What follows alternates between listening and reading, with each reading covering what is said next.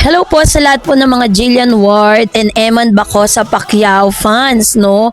Isa na naman panibagong updates with regards to Jillian and Eman dahil dito po sa ating ibabalita at dito po sa video na ito po yung magpapatunay na isa rin sa mga karakter at isa sa mga strategy ni Mr. Eman Bacosa Pacquiao para ma-win yung puso ni Jillian. So dito natin makikita yan, nasabi yan ni Jillian sa interview niya.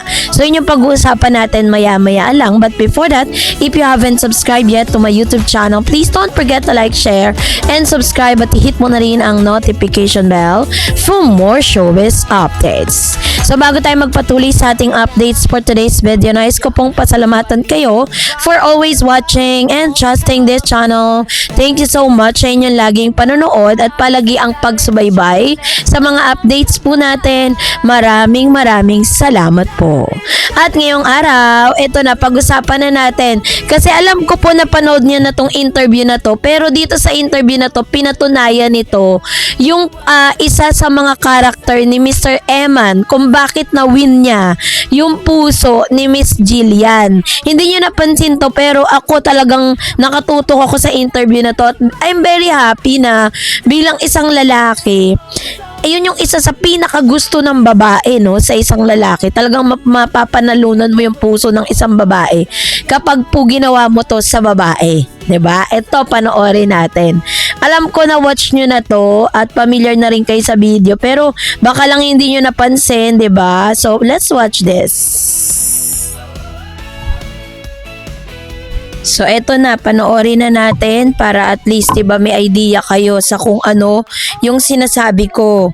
At the same time, since marami naman po ang nagdo-double thinking if totoo talaga yung kanilang tinginan at ang kanilang journey, no, for being a lover, from a friendship to lover, ganon. So, ito, panoorin natin.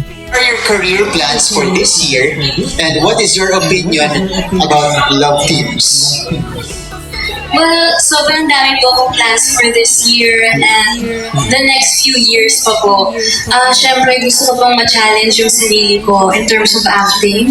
And I want to, kumbaga, mag-grow pa po in terms of my performer side. Gusto ko po talaga na ma-master ko yung craft ko this year. So, mas marami po ako mga ginagawang trainings. I'm planning to do more workshops. More classes para po sa dancing, singing, and acting. Ayun. And my opinion on love teams, kasi po, each to their own. Syempre kung saan comfortable yung isang artista. But personally, when I was younger, gusto ko talaga na, I wanna do everything solo. Pero ngayon po, I'm open to everything. Kasi gusto ko talaga pong matuto pa and maging versatile talaga. It's great to hear, lalo na sa already an all-around performer like you. Kumbaga, you're committed to progressing, improving your craft this year as well. Okay, there's a follow-up question though, Jillian, on the second part of that question. So, you and Eman are currently being shipped. Are you willing to star in a project with them? If that means na mas lagi kami magkikita, siguro, Uy. yes. Hoy! Teka lang! Well, syempre, open po ako.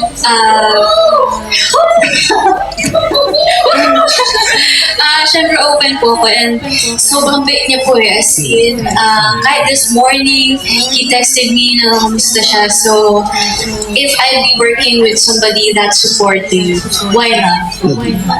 Yeah. Yun yung sinasabi ko. Sabi ni Jillian Ward dun sa kanyang interview, if mabibigyan siya ng chance na makatrabaho si Eman, and then she said na kung makakasama niya si Eman everyday, why not? Kaya naman kinilig tayong lahat. Alam ko kinilig ka din. Kinilig din ninyong nagtatanong sa kanya. At isa sa mga talagang nagrema sa akin dun sa sinabi ni Miss Jillian, nung sinabi niya na si Mr. Eman Bacosa Pacquiao is nag-text this morning. Pinapakita dito how consistent Eman is.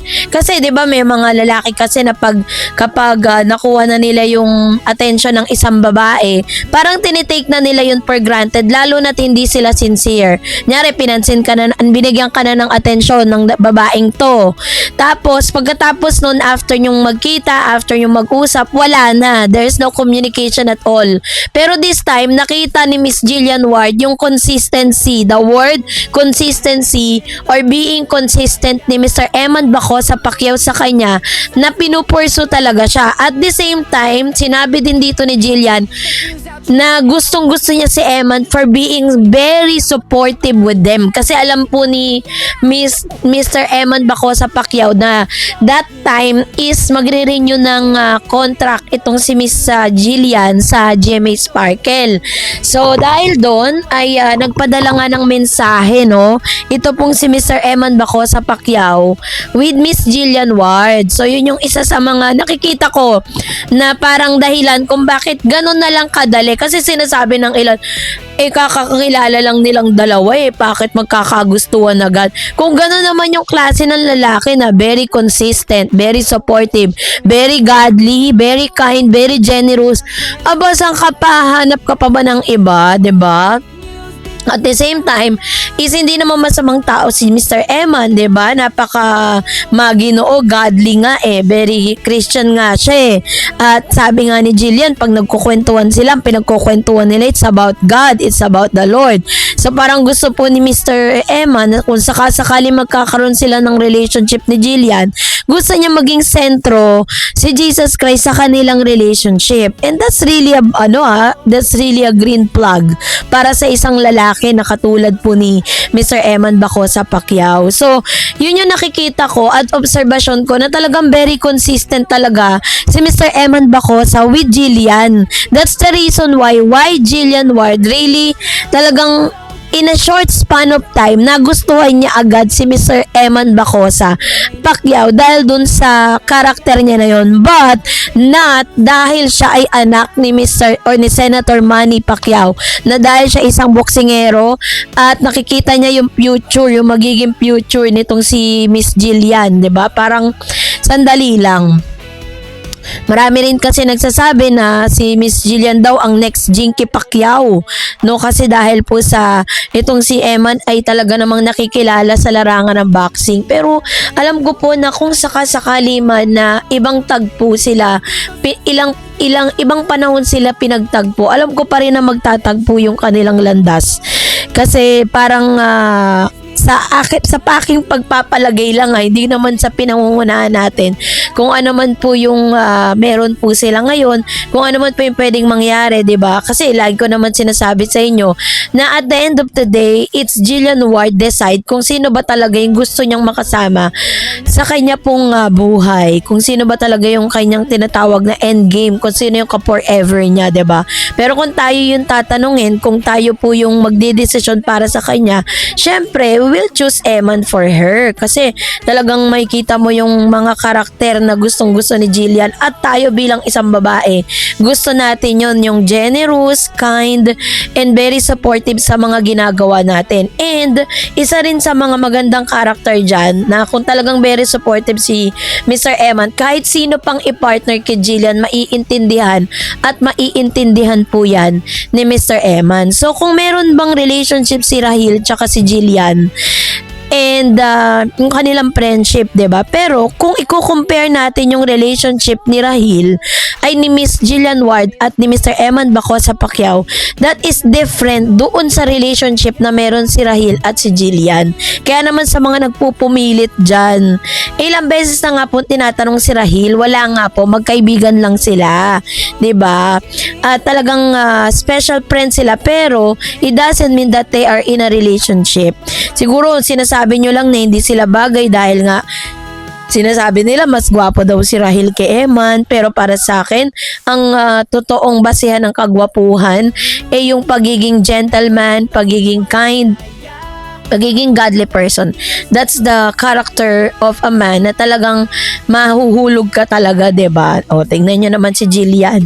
In a short span of time, pinakita niya at pinaramdam sa kanya ni Mr. Eman Bacosa Pacquiao yung sincere friendship na ino-offer sa kanya. And I know and I pray na mag-level up kung ano man yung meron silang dalawa. So kayo po, anong niyong saloobin patungkol dito? Mag-comment kayo sa comment section.